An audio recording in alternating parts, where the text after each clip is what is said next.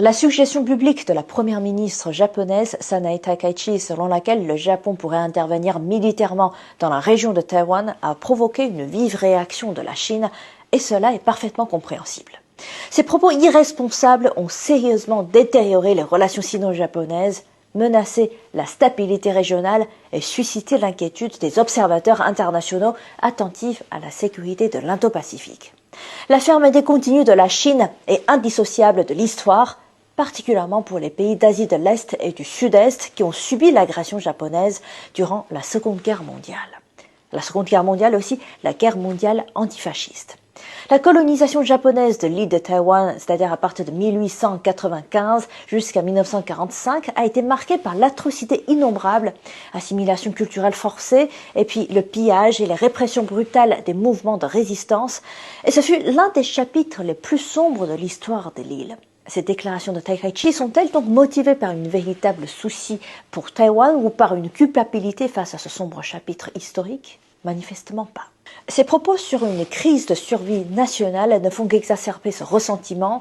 Ils font écho aux justifications avancées par le Japon impérial pour légitimer son expansionnisme avant la Seconde Guerre mondiale, la guerre mondiale antifasciste. Et avant l'incident de Mukden, c'est-à-dire c'était 18 septembre 1931, le lancement de la guerre d'agression contre la Chine et aussi l'attaque de Pearl Harbor en 1941, Tokyo invoquait déjà la survie nationale comme prétexte à son expansion.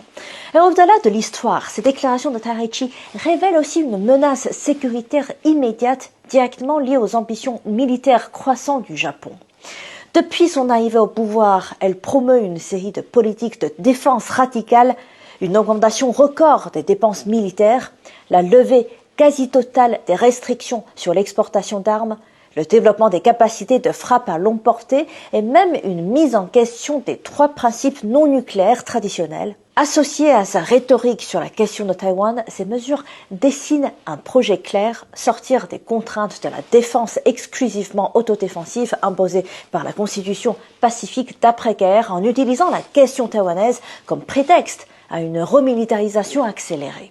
Et pour la Chine, il ne s'agit pas seulement de souveraineté, il s'agit aussi d'empêcher de nouvelles courses aux armements en Asie de l'Est et d'éviter que les forces extérieures ne confortent les velléités séparatistes à Taïwan, ce qui ne ferait qu'aggraver les tensions dans le détroit, qui est une artère commerciale vitale pour le monde entier.